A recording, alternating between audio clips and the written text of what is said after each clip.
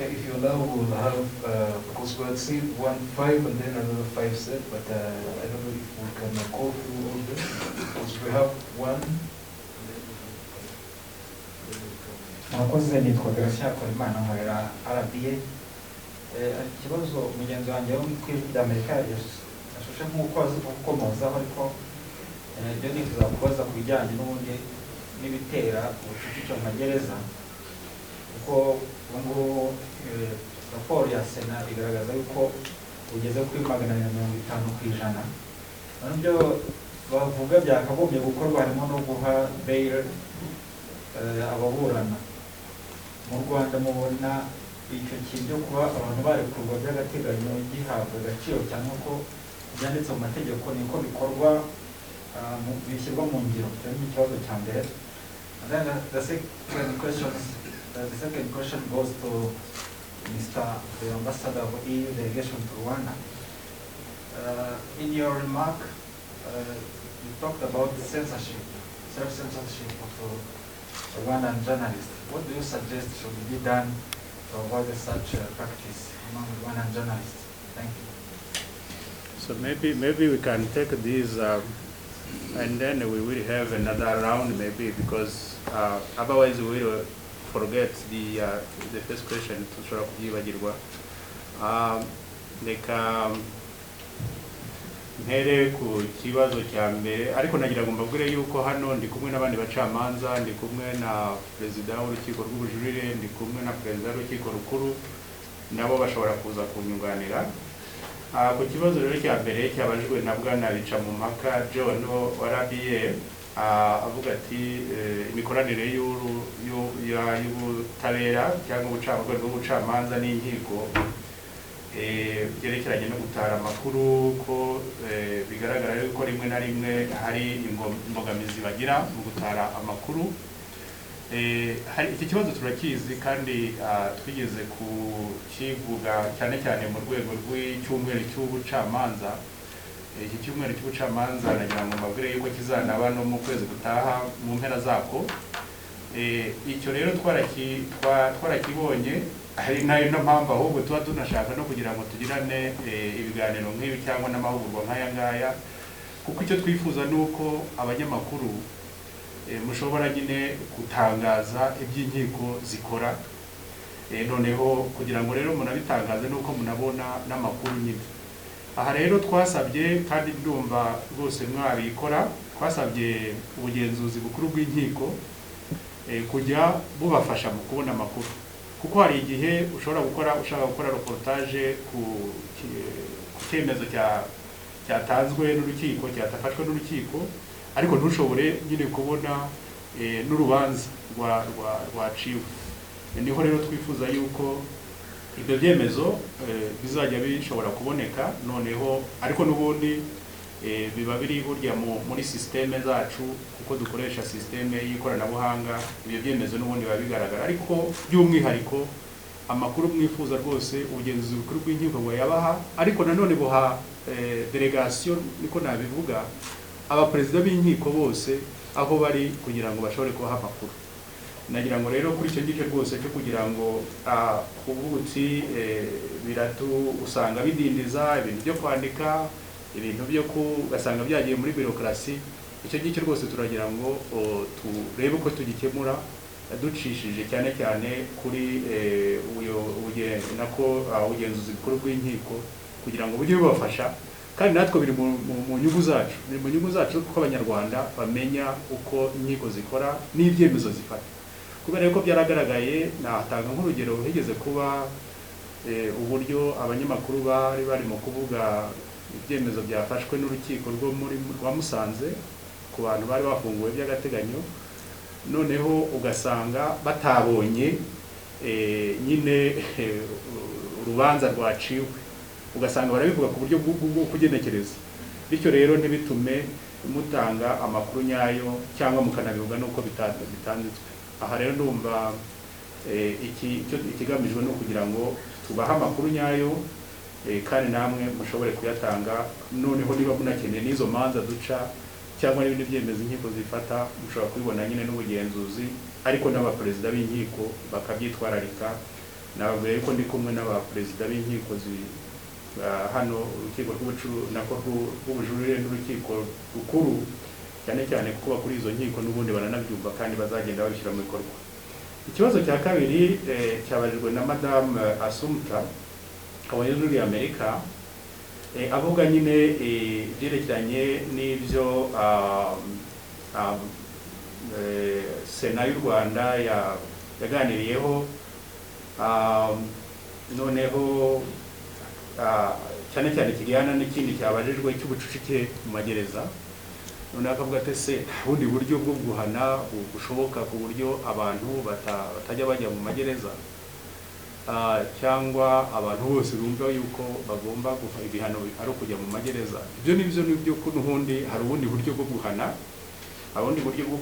ahubwo hazaba n'ubundi hanafashwe n'iteka rya Minisitiri w'Ubutabera ryerekeranye n'uburyo n'abantu bamwe bazajya bashobora igihe bagikurikiranwa, ariko n'igihe bahanwe bagashobora kuba banafite umuntu yabyita electronic bracelet, umuntu yabyita mu Kinyarwanda uriya muringa nyine bashaka gushyira ku kaguru, noneho bakajya bakumonitoringa aho uri, noneho nabyo bigashobora gutuma abantu ariko nanone dufite n'izindi mu mategeko yacu, harimo n'ubundi n'ibindi byerekeranye no kuba wahanishwa ubundi buryo bwo gufungwa, ibindi bihano n'ibihano nsimburagifungo nabyo birahari.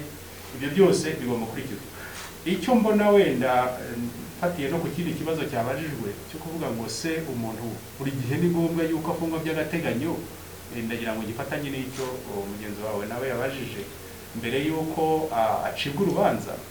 Ubundi ihame ni uko umuntu adafungwa mbere yuko acibwa urubanza, igihe ataracibwa urubanza ubundi niryo hame. Ariko birashoboka kandi biraba yuko urebye uburemere bw'icyaha cyakozwe kandi hari ibimenyetso byagaragaye bifatika yuko uwo muntu ibyo byaha bishobora kumuhama kuko abagikekwa, ariko haba hari ibyo ubushinjacyaha buba bugaragaza yuko uwo muntu icyaha gishobora kumuhama. Noneho hakanaba n'ikibazo gikomeye yuko agiye hanze ashobora guhungabanya umudendezo rusange, umudendezo w'abaturage. Icya gatatu akaba anashobora no guhungabanya ibimenyetso iperereza rigomba gukorwa. Icyo gihe bigaragaye gutyo, uwo muntu nyine ntabwo arekurwa, ahubwo amaze gufungwa kugeza igihe acibwa urubanza. Ariko byumvikane yuko muri iyi gahunda leta ifite harimo na gahunda yo kugira ngo nyine nk'uko nabibabwiye abantu bashobore kujya bakurikiranwa bari hanze bamaye n'urwo rugori cyangwa iyo bracelet electronique nk'uko bimeze. Noneho hari ikibazo wabajije cyerekeranye no guhinga urumogi. Hari ikimezo kuko inama y'Aminisitiri yafashe mu byerekeranye n'ibyerekeranye na cannabis, ariko nk'umuti ukore nk'ikintu gikoreshwa nk'umuti mu gukora imiti myinshi nk'uko mubizi mu rwego rw'isi cyangwa no mu bindi bihugu. Icyo nakusubizaho gusa nuko ikigo cy'igihugu cy'iterambere gishinzwe iterambere Rwanda Development Board cyahise gitanga guidelines. Nifuza yuko wenda wajya kureba kuri website ya Rwanda Development Board urahita ubona uko bahise banashyira no mu bikorwa, bashaka ko ibyo ngibyo byahitwa bishyirwa mu bikorwa, cyane cyane kugira ngo icyo gihingwa gihingwe mu rwego rwo koherezwa mu mahanga, ariko kinagamijwe no gukoreshwa mu buryo mu gukora imiti nk'uko Minisitiri nawe w'ubuvuzi nawe yabivuze. Ibintu ni bibiri: kugihinga mu rwego guverinoma yavuze bikurikije ibyoherezwa mu mahanga. Icya kabiri, kuba kunywa urumogi ari icyaha. Icyaha nyine ni ukuvuga ngo ntabwo politike ya guverinoma yafashe ntabwo ari ukuvuga yuko kunywa urumogi atari icyaha. Kunywa urumogi ni icyaha gihanwa n'amategeko kandi kizagumya gukurikiranwa gihanwe n'amategeko. guhinga cannabis kugira ngo bayohereze nk'igihingwa cyoherezwa mu mahanga, hari amabwiriza nk'uko nabibabwiye na RDB yahise ishyira hanze kugira ngo akurikizwe. N'ubiri y'ibyo byumvikana ku buryo byumvikana, ariko amakuru arambuye mushobora no kuyabona nyine na Rwanda Development Board. Marie Louise Uwizeyimana ku byerekeranye n'uburinganire, uburinganire hagati y'abagabo n'abagore cyane cyane mu manza zimwe zerekeranye no ubutane, akavuga ati hari igihe bigaragara yuko rimwe na rimwe usanga abagabo cyangwa abagore aribo bahabwa amahirwe menshi muri izo manza, noneho ugasanga abagabo badahabwa nk'ayo mahirwe. Ahangaha ntabwo numva yuko ndi bujye mu miterere y'izi manza uko zimeze, kubera ko buri rubanza burya rugira umwimerere warwo. Nk'umucamanza rero ntabwo nshobora gukora komantere muri rusange mvuga ngo imanza zicibwa gutya, imanza zicibwa gutya, kuko buri gihe uzanye ikirego wese umucamanza agomba kugisuzuma ahereye uko kimeze n'ibimenyetso byatanzwe, noneho akareba n'amategeko akurikizwa, ku buryo bitewe n'ibyo bimenyetso n'amategeko akurikizwa, amategeko aba ari amwe ariko ibimenyetso biratandukanye. Ku buryo rero ahangaha uravuga uti wenda biragaragara ko hari abagabo badahabwa amahirwe amwe n'abagore, ariko hari igihe n'abagore bavuga bati no, ntabwo ahubwo duhabwa ayo mahirwe. Ikihagaragara gusa ni uko ubutabera bugomba gutangwa. Ahangaha hose ubutabera bugomba gutangwa, ni ukuvuga ngo ufite ukuri yagaragaje ko ibimenyetso, noneho amategeko akamurengera muri ubwo kuri. Icyo twagiye tubona ahubwo twagiye turimo kuganiraho na minisitiri w'ubutabera yigeze kutugaragariza mu manza zimwe, ni uko yavugaga yuko imanza z'ubutane zitinda, processus igenda igatinda cyane. Aho ngaho ni ukureba ukurikije amategeko ateganya niba izo manza zitagenda zitakwihutishwa, ariko mu kureba ikirego ku kindi bikagaragara yuko icyo ngicyo tuzajya tukireba dukurikije ibimenyetso, tugakurikiza n'ibyo amategeko ateganya. Ikibazo cya Gracien ndumva Polimana, ndumva hari igice nashubije, noneho yerekeranye n'ubucucuke, ariko nanone yavuze ati hagaragara yuko ubona harimo 250% by'abo bantu, noneho akavuga ati ariko se nk'abira bintu byerekeranye no kureka abantu bakakurikiranwa bari hanze, ese mu biha agaciro?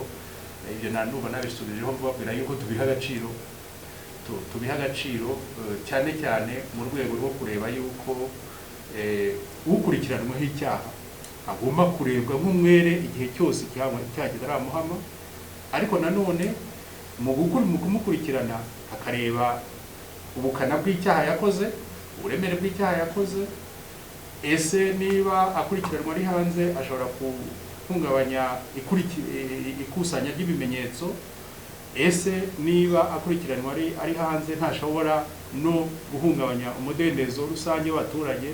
Aho ngaho niho bireberwa, ariko nkababwira yuko na tekinoloji igenda izatuma tunatuma n'abantu bamwe batanafungwa, ahubwo bakagenda bamonitoringa bakoresheje ikoranabuhanga.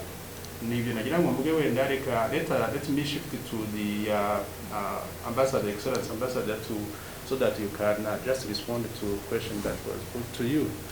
I will not give you the mic so that I don't. No problem. Yeah. Okay. Thank you very much. Very briefly, I already highlighted the importance and the role that the media plays in the broader context of the say development of a country, and not only Rwanda, of course. So I mean, it goes without saying, European Union will always be ready to support to the extent possible, and especially when it comes to this cross-fertilization between the media and other, let's say, stakeholders. Today we're talking about the judiciary. Now the reason why was asked by why we channel our support through, you know, our partners and mainly normally civil society organizations is linked to our legal basis. I mean, I wish I could award grants more, you know, in a different way, but we are obliged and bound by our rules. It's a matter of accountability, we're talking about taxpayers, European taxpayers' money. So I would have no doubt whatsoever on the relevance and the importance of supporting even individuals in their work, but unfortunately this is not possible under our rules. And to be honest, I think that, to the best of my understanding, these organizations are doing a great job, and I hope there is no, any issue that might create any problem in using these organizations. They provide platforms, the experience, the organization, also to bring people together. Chief Justice, it's good to have a media training for media. I see so many journalists today, so it's really a pleasure.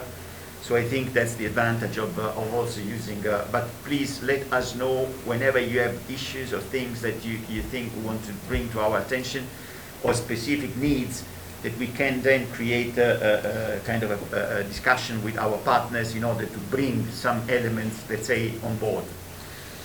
The second comment on the question on self-censorship, and again, it's not really limited to Rwanda. My comment was linked to to highlight the independence of the media and the importance for the media to play this role in order, as it was mentioned even by the Chief Justice, to provide accurate, clear and unbiased information to the public.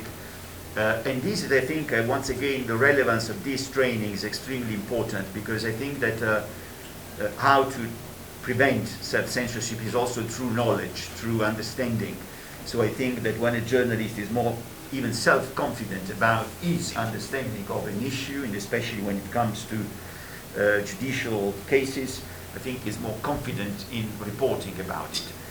Chief Justice, I seize the opportunity you referred to another issue which is extremely relevant, which is to avoid a media kind of ruling, or media, anticipating or interfering with these proceedings. And this is, I think, an extremely pertinent issue. Even in our own countries, in Europe, we face this problem, and I think it's extremely important to, of course, share information, but of course, preserve the respective roles, and leave the judiciary to, pronounce rulings. So this is in a nutshell. My comment was really linked to highlight the independence of the media, and also to highlight the importance of this collaboration with the judiciary. Thank you. Thank you, Excellency Ambassador.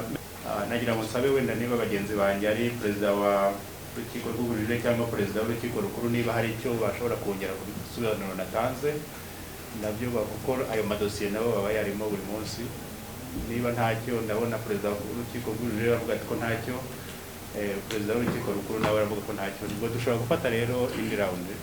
Mwakoze cyane, ngira ngo duhereye kuri Etienne Gatanazi n'abandi bari mu mpuza bitanu. Etienne Gatanazi, twakomeza. Nitwa Etienne Gatanazi, ndi umunyamakuru wa radiyo mpuzamahanga y'Abadage Deutsche Welle. Nyakubahwa Chief Justice, hari ikibazo cy'umusaza uba mu murenge wa Shyogwe mu karere ka Muhanga witwa Hitimana Apollinaire. Uyu musaza hashize imyaka myinshi ari mu rwibutso. Niba iyo foto mutayibuka, ariko ndahamya ko mu rwibutso mwahageze kenshi. Hariya ku Gisozi afite umuhoro rwagati, awufashemo gutya, atsamirije igitambaro cy'umutuku mu mutwe. Twaramusuye, njyewe nka muhagarariye radiyo Deutsche Welle na televiziyo yanjye Real Top Channel. Twaramusuye atubwira ko iriya foto yayifotowe nk'umuntu wari uvuye mu nkambi y'impunzi ataha agiye gushaka ibiryo ashyira abiwe, umugore n'abana be bari ahantu bita Gatenze. Akavuga ko yayifotowe n'umunyamakuru witwa Alexander Joe wa Getty Images. Iyo foto rero Alexander Joe nawe twaramubajije atubwira ko koko yamufotoye, ariko ko atari mu kintu kirebana no kwica cyangwa jenoside. Umusaza rero akatubwira ati kugeza ubu twararenganye, ntabwo byaduteye ipfunwe, ntawe ujya mu misa, ntawe ugira ate, ubonye Hitimana Apollinaire wese amubona nk'umujenosideri. Ngo byageze n'aho bamwirukana mu nyangamugayo za Gacaca, ariko bashakishije ahantu yaba yarakoze icyaha harabura. gusa nanone iyo foto igahuzwa n'undi muntu wo muri Zimbabwe uwo mucuruzi yewe simuzi nta niyo nkuru yari injyanye bakavuga ko ngo uwo muntu twamubonye mu itangazamakuru bya hano ari we ngo waba uhuzwa n'iyo foto gusa uwo musaza akavuga ko ari we bafotoye ndetse niyo na nyiri gufotora iyo foto akemeza ko ari we wayifotoye ariko ko atigeze ayiha leta kugira ngo ibe yashyirwa mu rwibutso. Nyakubahwa Chief Justice, icyo kibazo murakizi ese ako karengane uwo mugabo yagize mwageze kumva murakoze.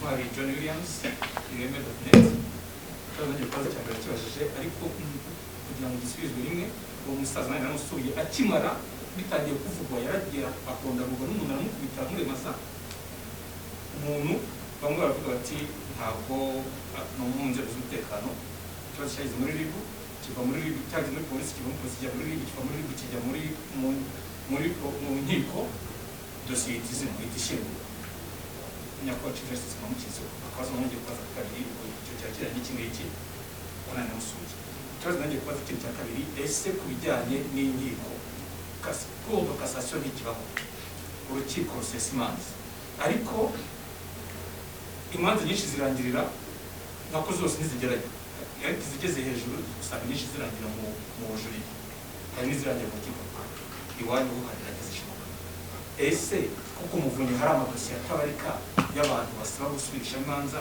ko zakongera gutangira hari uburyo bushoboka urwego rw'umuvunyi rwasubirishamo imanza bikaba ngombwa ko bigaruka mu nkiko bigatangira mu dushya cyangwa bikari ubundi buryo bikomereza ahandi. Thank you very much. My name is Clement for Reuters. Honorable Chief Justice, in the past, the word cannabis or ry'urumogi was a taboo and something untouchable. And many people have gone to jail. And authorities have been saying that cannabis business is dirty money. Don't you find it paradoxical that government is trying to tap into revenue from that kind of business?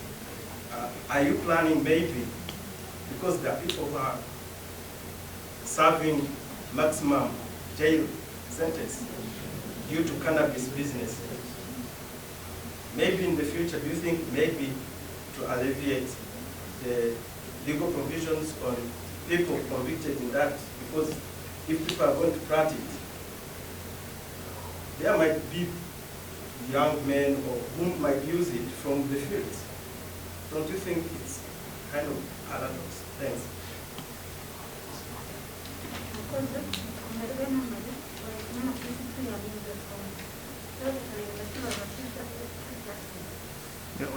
gerageza kumvikana nubwo twambaye agapfukamunwa gerageze. Hari ikintu kimeze nko gusiragiza abaturage ku bijyanye n'irangizarubanza aho usanga irangizarubanza ririmo amakosa wenda nk'urugero banditse umwirondoro w'umuntu nawe kugira ngo iryo kosa rikosorwe bagasaba ko umuturage yagera gutanga ikirego nakorohereza abaturage wenda bakajya bikorwa mu buryo bw'ikoranabuhanga umuturage usanga ikosa mu irangizarubanza rye akandikira urukiko bigakosorwa batamusiragiye usanga bitwara igihe kirekire byafata nk'amezi 3 umuturage atabona irangizarubanza. Murakoze yitwa Kayiranga akorera Bwiza nta kibazo gisa n'icyumwe ariko njye n'ikibazo nta kijyanye no kuba hari imanza ziba zaraciwe zikarangizwa ku baturage twahuye nabo n'urubanza rwaciwe muri 2013 rurangizwa mu mpamvu na ariko ibintu bye ntibirabisubizo byari ibintu ubushinjacyaha bwafatiye baranaburana aratsinda ariko kugeza n'ubu umuturage arakirukanka kugeza aho yandikira minisitiri w'ubutabera bakaba bakamubwira amasubishe mu rubanza. Icyo kibazo mu kivuga kuba urubanza rwarangiye ahubwo bakavuga uburyo bwo kukirangiza ugasanga ikibazo kimaze imyaka igera muri 6 ntikirukanka. Murakoze. Reka noneho dufate iyo ntuza nyine dufate iyo dusubize iyi ngunga y'ibi bibazo. Hari ikibazo cya Ntwari John uriya mu gisa n'icya ikindi cya CNN Gatanazi Etienne Gatanazi gisa n'icya Ntwari John Williams. Ni ukuvuga ngo yamazije ngo aya makuru ndayazi narayabonye nanjye no munyamakuru cyangwa no bundi buryo. Icyo navuga gusa aha ngaha ni uko mu rwego rw'ubucamanza ntabwo ari ikibazo kitureba gutya nk'ubucamanza, ariko mu rwego rw'ubutegetsi bwa leta natwe turi urwego rumwe rw'ubutegetsi bwa leta kiratureba. Nagira ngo rero bizeze yuko iki kibazo nzakiganiraho na Minisitiri w'Ubutabera, kuko niho hari kijya mu nshingano ze neza. Iki kibazo nzakiganiraho na Minisitiri w'Ubutabera, nabibonye mu munyamakuru, mbibona no ku zindi mbuga no mu bindi forum nyinshi. Nagira ngo bizeze ko nzakiganiraho na Minisitiri w'Ubutabera kugira ngo ibi tumenye ukuri kwabyo, noneho ahasigaye inzego zibishinzwe zifate umwanzuro. Ku byerekeranye rero n'imanza, ikibazo cya Ntwari nanone John Williams cyerekeranye no kuvuga ati habaga hariho urukiko rusesa imanza, none hari uburyo imanza zisigaye zimwe zikajurirwa izindi ntizijuririrwe, hakaba n'uburyo bwo kujya ku muvunyi imanza zikajya mu karengane. Ese hari uburyo bishoboka yuko imanza zishobora kuza zigenda zisubirwamo rimwe na rimwe zigasubirwamo cyangwa zigatangira bundi bushya? Ubundi ihame ni uko iyo imanza zaciwe zigomba kurangizwa. Iyo ibyemezo by'imanza bigenda ko inkiko zafashe ibyemezo ku birego byatanzwe, bagafata icyemezo kigomba kurangizwa. Icyo cyemezo ubu nk'uko mubizi kirangizwa ku bwumvikane, abantu bumvikanye, ariko iyo bidashoboye ko bumvikana gishobora kurangizwa nyine n'ubundi ku buryo bw'ingufu, noneho bigajyamo n'abariya bantu nyine babigize umwuga bashobora gufasha abantu kurangiza imanza. Noneho ibyo byose bikarebwa na Minisitiri w'Ubutabera kugira ngo arebe yuko nyine bikorwa neza. Ariko ku byerekeranye n'aho abantu bavuga bati izi manza zaciwe zirimo akarengane turagira ngo tuzisubirishemo, amategeko arabiteganya. Amategeko ateganya uburyo umuntu utishimiye icyemezo yahawe n'urukiko akijuririra, yewe icyo cyemezo cyamara kuba ndakuka nako cyamara kuba kurangiza ku rwego rwa nyuma, ntabwo navuga ndakuka ahubwo cyaba kigeze ku rwego rwa nyuma, ashobora no gusaba yuko gishobora gusubirwamo ku mpamvu z'akarengane. Ibyo ashobora kubisaba urukiko rw'ikirenga, perezida w'urukiko rw'ikirenga, cyangwa kenshi abisaba urukiko ruri hejuru y'urukiko rwaciye urubanza. Niba tuvuge waragiye mu bunzi, noneho urukiko bikava mu bahunzi bikajya mu rukiko rw'ibanze, icyo cyemezo kuri urwo rwego kiba kibaye nyine cya nyuma. Icyo gihe rero ushobora no gusaba yuko perezida w'urukiko rwisumbuye areba niba koko hatarabaye akarengane, kandi amategeko ateganya ibigomba gusuzumwa kugira ngo urebe koko hari akarengane. Ibyo ni ku byerekeranye n'inkiko ubwabyo, urukiko ruri hejuru y'urwaciye urubanza. Ariko urwego rw'umuvunyi narwo rufite ububasha rugerwaho abaturage bashobora cyangwa ababuranyi bakavuga bati hari akarengane tubona muri uru rubanza, noneho bigashobora kuba rwabisuzuma, noneho abona koko bakoze raporo bakavuga bati muri uru rubanza harimo akarengane, bagashobora kuba noneho basaba urukiko rw'ikirenga, perezida w'urukiko rw'ikirenga, yuko urwo rubanza rwasubirwamo ku mpamvu z'akarengane. Hari igihe tureba raporo y'umuvunyi tugasanga koko ibyo bavuga ari byo, ariko hari n'ikindi gihe tureba raporo y'umuvunyi tugasanga ibyo raporo bakoze atari cyo, kubera ko wenda tuvuge ingingo z'amategeko bakoresheje cyangwa uburyo basuzumye ibimenyetso tugasanga atari byo. Icyo gihe rero tukavuga yuko akarengane babonye ahubwo twebwe tutakabona, noneho iyo dosiye ikaba irarangiye. Icyo nagira ngo wenda nk'abanyamakuru mwajya mudufasha ni uko ibintu byo gutuma imanza zizunguruka ukagera ku rwego rwa nyuma ukongera ugatangira, rwose ibyo bintu twajyaga tubwira abanyarwanda yuko atari byiza. bagomba no kugera naho wemera ibyemezo by'urukiko iyo byatanzwe ku buryo bukurikije amategeko. Kandi nk'iyo usuzumye imanza z'akarengane zivuga ngo zirimo akarengane batuzanira, usanga 3%. Nk'iyo byo muri sobanuza inkiko nyine, kuko dufite na platform nyine electronique mushobora kujyaho mukareba, iyo urebye ibyemezo nako imanza bavuga ngo zirimo akarengane bakazizana muri sobanuza inkiko n'iyo platform, nka 3, 1, 2, 3% nizo usanga ko harimo bazaraciwe nabi, hakaba harimo akarengane. Izindi rero 97 cyangwa 8 ziba nta kintu kiba kirimo nyine, nuko umuntu aba atarashoboye kwemera ibyemezo byaciwe byafashwe.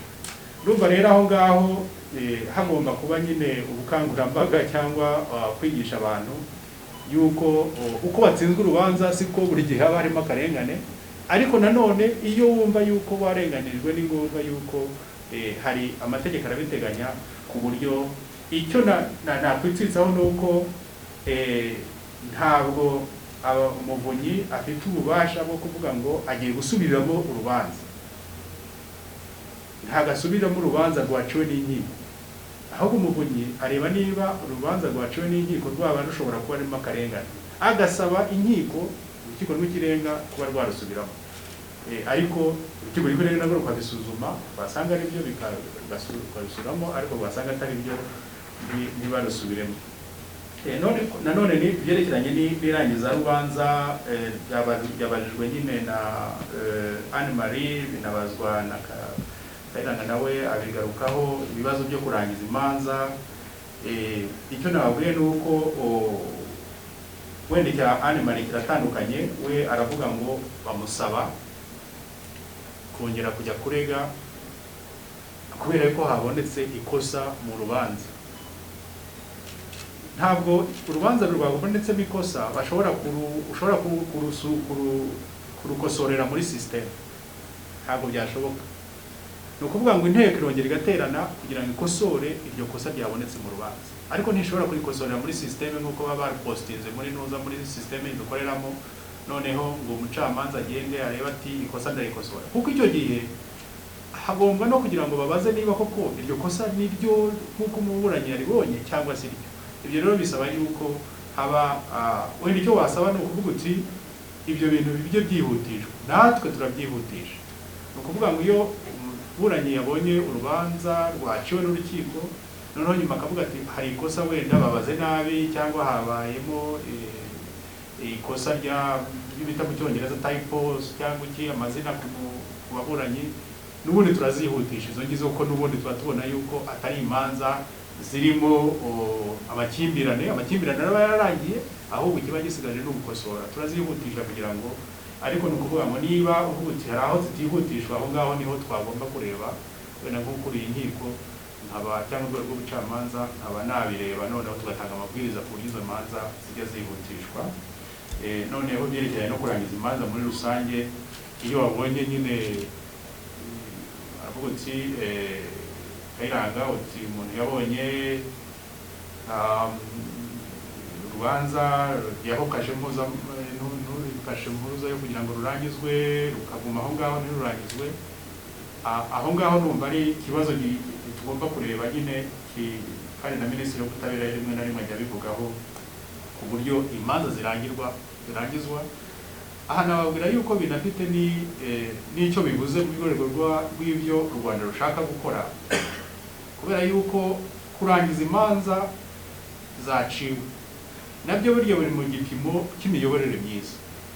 Murabizi rero muri izo context y'u Rwanda uko tugenda dushaka kugira ngo tuhamye imiyoborere myiza, inkiko zigenga, itangazamakuru rifite self regulation nyayo, ibyo byose ni ibintu tugira twongera no kurangiza imanza zaciwe zikarangirizwa no mu gihe kandi ku gihe cyihuse, nabyo ni ishusho y'imiyoborere myiza.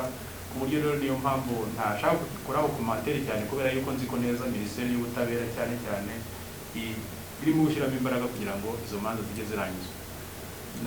Ndumva nahagarikira aha ngaha, kandi nkaba tumva hari ikibazo cyabajijwe na Clement. Yes, yeah, sorry Clement. because you asked a question on the cannabis business, as you call it. But when I answered this question in Rwanda, when I said that there is a government policy with regard to export of cannabis, and the Rwanda Development Board has issued some guidelines in that regard. So I think on that one, cannabis for export will be guided by these directives that are given by the government through the Rwanda Development Board, because they are calling people in order to invest in that area. With regard to the judiciary or the judicial aspect of it, so and I said, and the issue related to cannabis and consumption as such is an offense. It is an offense, and you are saying that we know that in some countries it has been decriminalized, but in our system, the consumption of cannabis is an offense and continue to be an offense. So we have to have a dividing line. But you are saying it is. You are saying this. It is paradoxical. So for me, I am not here to talk about paradox. It is, if you want to talk about, and I am very clear about it, that is the government policy that has to explain why they have set up, for example, this policy as regard to export of cannabis for medical purpose. And the government is, Rwanda is not alone in that area. We know many countries that has embraced this kind of policy. But as far as the judiciary is concerned, and as far as the offense of consumption of cannabis is concerned, it is still something which is criminalized under the penal code, the Rwanda criminal code. So that is what I can say. So I'm saying, okay, as there is a kind of, saying you can export and then you can take up a small, no, don't take up, if you have to export, follow the guidelines, no, don't consume it, because if you go for the consumption, you will be penalized and you will be prosecuted. That is what is have to be clear. A dividing line has to be there. Export, follow the guidelines, but when it comes to consumption, it is still an offense under the criminal law. Okay. So let us stop here, and ndagira ngo mbashimire rero yuko mwashoboye kuboneka kandi ko muri gukomeza gukurikirana iri hugurwa. Let me thank also the Excellence Ambassador, but also these other stakeholders, the Rwanda Media Commission, Rwanda, Legal Aid Forum, but also everyone, my colleagues in the judiciary.